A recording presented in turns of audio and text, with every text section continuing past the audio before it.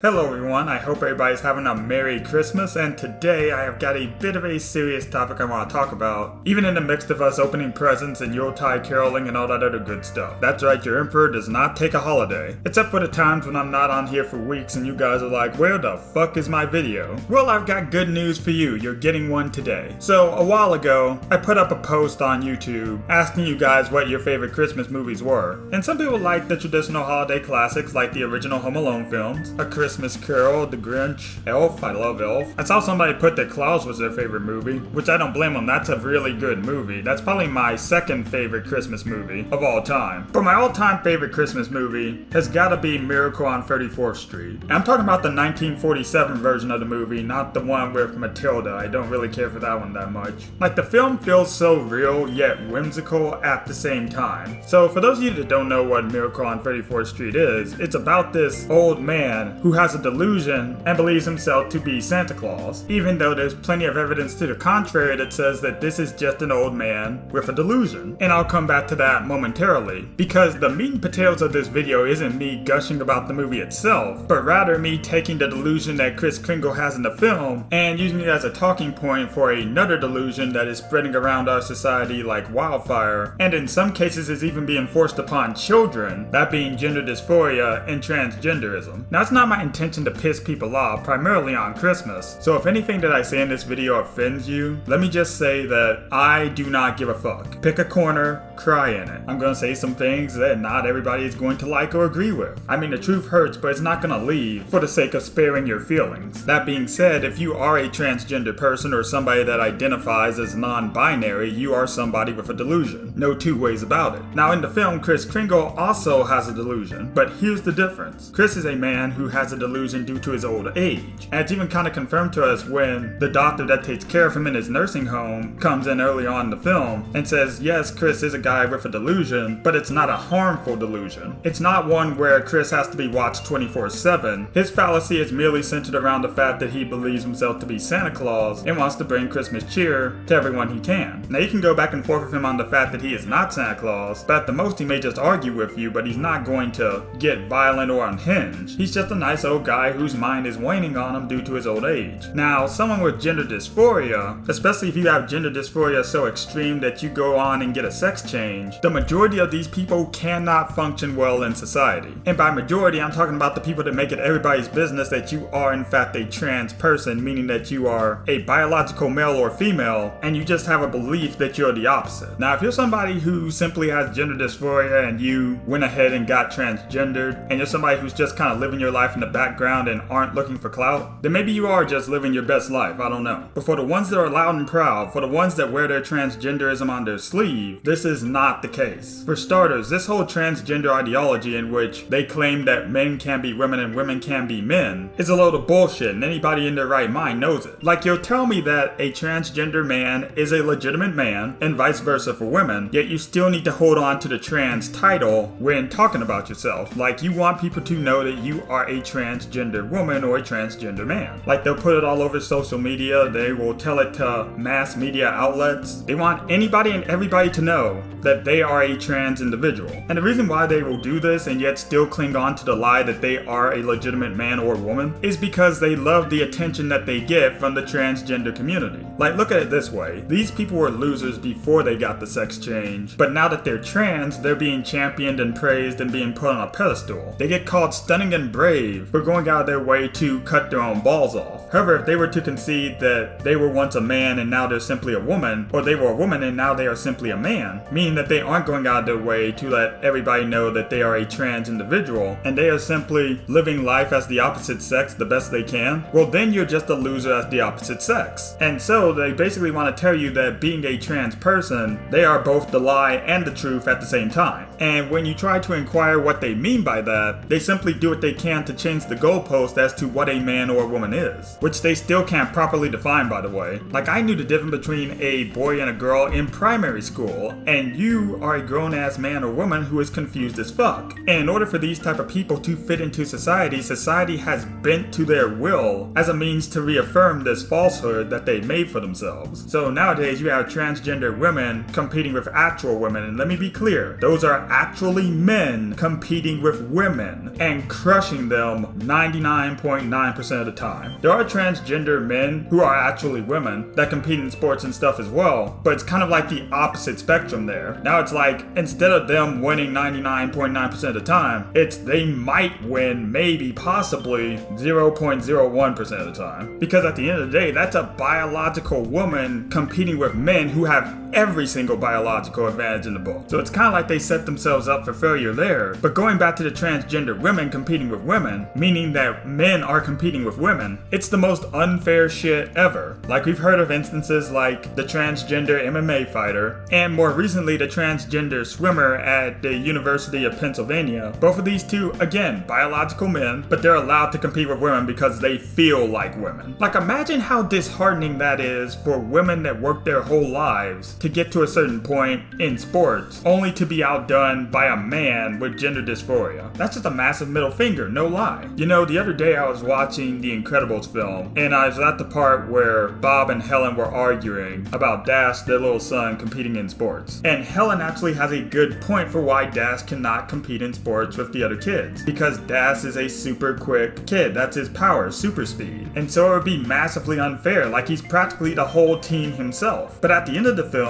they do let him compete in sports, but he has to take a dive because he's faster than all those other kids combined. And so he has to settle for second place. And while he may have just been happy at the moment that he was able to compete in sports with all the other kids, eventually he's going to get pissed off because he can never go at his max potential. That's how competition works. You're trying to show that you are the best at a certain thing, but when you're already clearly superior and you have to purposely fail for others to succeed, then that's unfair to you. So you either compete and dominate or you don't compete at all. Now, do I feel like transgenders will ever take a dive? I feel like some might, just for the sake of them saying, see, a transgender woman can compete with women. Like, when it's convenient like that for the sake of spinning the narrative, then yeah, they will take a dive, but for the most part, transgender women are going to continue to crush their competition due to their biology. And the fact being that, of course, they want to win. Now, somebody might say, well, why don't they just make a transgender sports league? And the reason why that will never happen is because, one, there is not enough transgenders out there to justify a transgender sports league of any kind, whether it be at a school or at the professional level. But even if there was, nobody would have any interest in that except for people at the LGBT community and, of course, quote-unquote allies of the LGBTQ plus AXYZ21K community. Like, there's no real money to be had in it, so it'll most likely never happen. But moving on from sports, another thing that you'll notice when it comes to people who have gender dysphoria is that whenever you challenge their delusion, most of them are quick to get angry and irrational with you, and in some cases even violent. For example, they don't like Dave Chappelle because he'll be speaking high-key facts on the trans community. And so they went up to Netflix and tried to have a little protest and shit. And there was one guy who's actually a YouTuber, I think his name is Vito, who went to the protest with a sign that said, "Jokes are funny," and on the other side it said, "We like Dave." And so the trans protesters that were out there broke his sign down and then screamed that he had a weapon when they gave him back his stick that the sign was on. And then there is one woman who I think believes that she is a man, shaking a tambourine in this dude's face saying, "Repent, motherfucker," over and over again. Now, keep in mind, Vito did not get nasty with these people in the slightest. He simply showed up there with his sign to support Dave Chappelle, and they went ballistic because Dave Chappelle actively challenges their delusion, and anybody that sides with Dave also challenges their delusion. And so they tend to get a bit aggressive when people try to bring reality into their fiction. Now again, I understand that not all trans people are like this. However, the vast majority are. And again, it's because of how propped up they've become in recent years. They have become entitled and therefore deranged. Now, there is a scene in Miracle on 34th Street where a man by the name of Sawyer comes in, and he's the psychiatrist at the Macy's store. And he talks about when a fixed delusion is challenged, people tend to become violent. And while that isn't exactly 100% true, in some cases, yes, that is correct. It's not correct for the case of Chris in the film, but for these people right here, you know they were ready to get violent with this guy. And the only reason they didn't physically assault him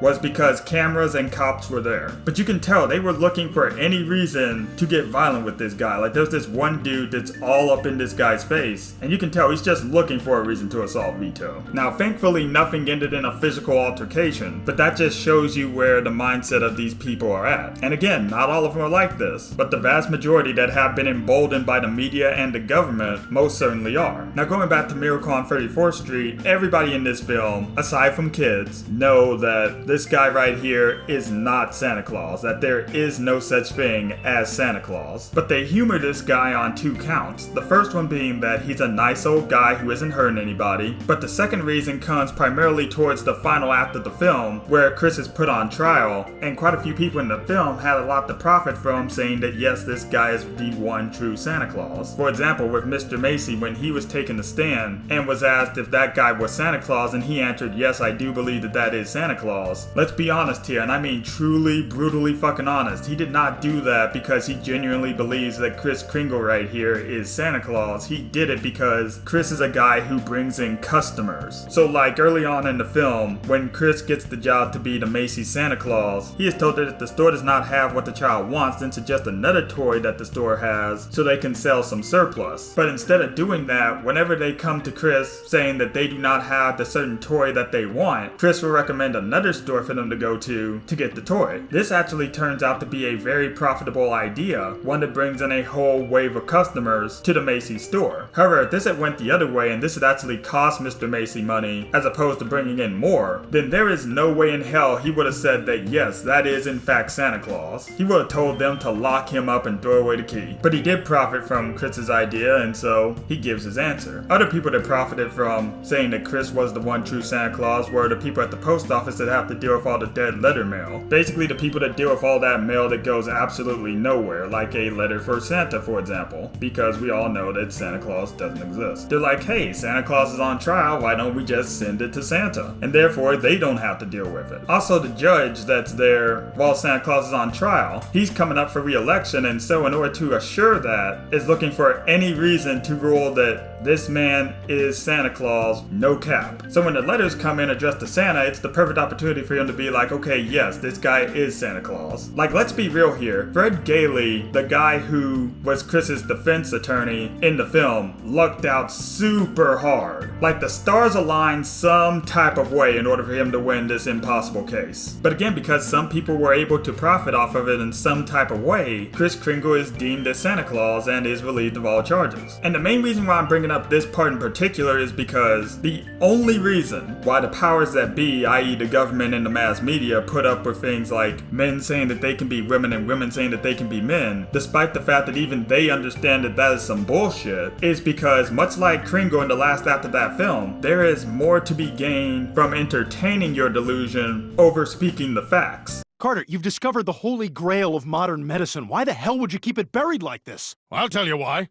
Because there's far more money to be made in treating a disease than in curing it. So for example, going back to men being able to compete in women's sports, all on the fallacy that they can simply become a woman, the media outlets eat that shit up because they're stories that cause controversy and get people riled up and get people to continue to watch the news. The doctors that perform these surgeries and prescribe these pills have plenty to profit off of transgenderism, but the people that profit off of it the most would have to be the people at the government itself, because it's easier to fool people who are willfully ignorant as opposed to people who are just ignorant. Like, they're already believing a lie and therefore they will believe more lies later on down the line. And all they have to do is reaffirm the falsehood that men can become women and women can become men. And that's why you're seeing such a massive push with all this shit. Primarily when it comes to children, because they want to get them while they're young so they'll have this ideology well into their adult years. Like nowadays you have schools set up so that the boys can go into the girls' room and the girls can go into the boys' room so long as it fits their gender identity. But your gender identity is something that you're born with. It isn't something that you discover throughout the course of your life. We as rational adults know this, but they want these kids to be confused because it'll be easier to control them as grown adults. Like nowadays, schools can assign your kids puberty blockers on the basis that your son or daughter wants to be the opposite sex. And they can do this without your knowledge. Like, they do not need your consent in order to do that. I mean, they do, but they don't feel the need to consult you about it. They can literally go behind your back and fill your kid up with all this gender ideology biology nonsense. Nowadays, teachers have to use your kid's preferred pronouns. Like, that is a must, or they could face being fired for not complying with this lunacy. So for example, if I was a little kid who was like 6 or 7 years old and I told you my pronouns were they, them, theirs, and you still use the he, him pronouns, even though you know I'm a boy, and you know that's the correct way to address me, depending on how I feel about that, I can get you fired. Nowadays, drag queens can come up to the school and read to your children. Now I understand that not all drag queens are trans, but still I find it kind of creepy that you want these people, of all people, reading to children. It's almost like you're trying to say that this is somebody they can inspire to be when they grow up, which is wrong on so many levels, primarily speaking the morality here. Now if you want to have a bunch of cross-dressing dudes on stage so that people can have their fantasy fulfilled or whatever, that's fine, but keep that shit out of children's schools. In fact, if any parent loves their kid, they'll just get them out of the public schooling system altogether, because it's become more of a circus now than it's ever been. Like, they're more of indoctrination camps if anything, so I would look more into private schooling or homeschooling for your kid to get an education, because they're sure as hell ain't gonna get in the public schooling system. Like, there was already plenty enough bad about it, but now this is just a whole nother level of bad.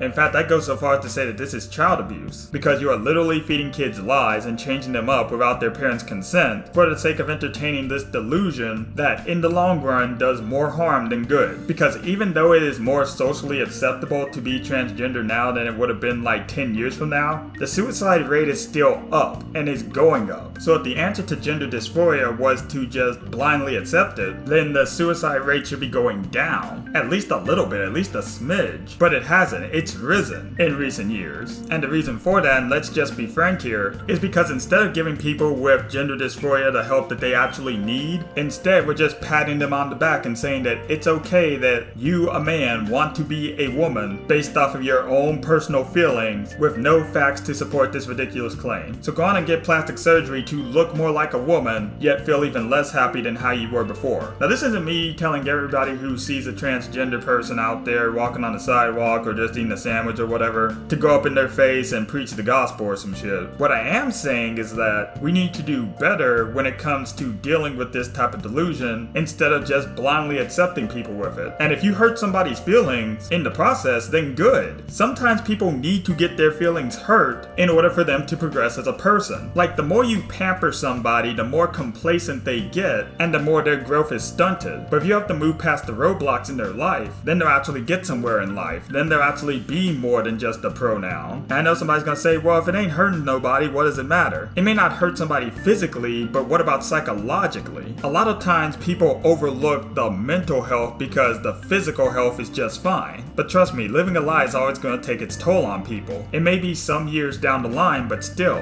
whenever you try to fight reality, reality always wins. Always. Now going back to Kris Kringle real quick, while he too is a delusional person, his delusion isn't harmful to anybody, not even himself. And also, he's an old man. He looks to be around 70 or 80 years old. So it makes sense that he has some sort of delusion, but there's no point in helping him. Even if he had a more severe delusion like gender dysphoria, there wouldn't be any real point in trying to help him get past that because, like I said, the guy's pretty old. He looks like he's lived a full, long life. So the most you can do for a guy of his age is entertain him and make sure that he's comfortable up until the end. Like, he is at the age where he could literally die peacefully in his sleep the next day, and that would be the end of him. And I know that sounds a bit callous, but it's the truth. However, what about the people whose lives aren't over? What about the people whose lives are just beginning? Those are the ones we need to fight the hardest for. Primarily kids who are being indoctrinated into this twisted way of thinking. Now again, I'm not calling for anybody to go out their way to find a trans person who isn't being disruptive in any way or manner and just straight up go off on them, because at the end of the day, that random stranger is not your responsibility. However, if you have friends or family that have gender dysphoria and are thinking about getting a sex change in order to try to combat their gender dysphoria, then you need to give them a wake-up call of some kind. If your 16-year-old daughter is coming at you saying that she's actually a boy and she got birthed into the wrong body and wants to get a sex change in order to quote-unquote correct this mistake, then you need to slap her back into reality. And if that hurt and she starts crying, then that's the ultimate proof that she wasn't meant to be a boy. It is time that we stop prioritizing feelings over facts. And we need to start doing so in 2022. If you want to start earlier, then hallelujah. But it's time we ended the madness. It has to stop. But anyway, let me know what you guys think. I know I'm gonna get a lot of hate for this one, but I don't give a fuck. If you liked anything everything I had to say. Don't forget to hit the like and click subscribe. And lastly, I'd like to say Merry Christmas to all, and to all, fuck your pronouns.